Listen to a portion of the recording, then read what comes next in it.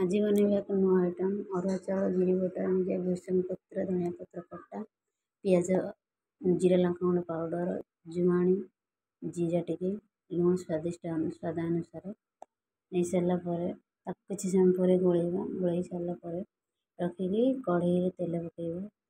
ସେଇ ତେଲ ଗରମ ହେଇସାରିଲା ପରେ ଗୋଟି ଗୋଟି କରି କଢ଼େଇରେ ଯେତିକି ତେଲ ଥିବ ସେତିକି ଅନୁସାରେ ଗୋଟି ଗୋଟି କରିକି ପକାଇବା। ପକାଇକି 2 ମିନିଟ୍ ଛାଡ଼ିଦେବା। ଛାଡ଼ି ସାରିଲା ପରେ ଛୋଟ ଚାମଚ ସାହାଯ୍ୟରେ ତାକୁ ଗୋଟି ଗୋଟି କରି ପଲଟେଇ ଦେବା। ଯାହାଫଳରେ କି ତଳପଟା ସିଝି ଯାଇଥିବ ଉପରପଟା ସିଝିଯିବ। ଆଉ ଯଦି ତରତର କରି ହାଇ ଫ୍ଲେମ୍ ଦେଇଦେବେ ତାହେଲେ ପୋଡ଼ିଯିବ। ତାକୁ ସ୍ଲୋ ଆଞ୍ଚରେ କରିବେ। କରିସାରିଲା ପରେ ଏହିପରି ଛାଣା ହେଇସାରିଲା ପରେ ଏହିପରି ଦେଖାଯିବ।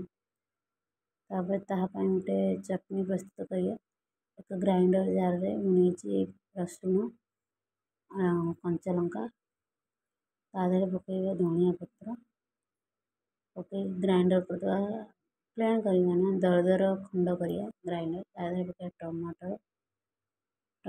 ତେନ୍ତୁଳି ଭେଦେଇ ରଖିଥିଲି ତେନ୍ତୁଳି ଆଉ ସ୍ୱାଦ ଅନୁସାରେ ଲୁଣ ନେବା। ଲୁଣ ନେଇ ତାକୁ ଭଲକି ପ୍ଲେନ୍ କରିବା ନା ଦର ଖଣ୍ଡ ଟିକେ କରିବା।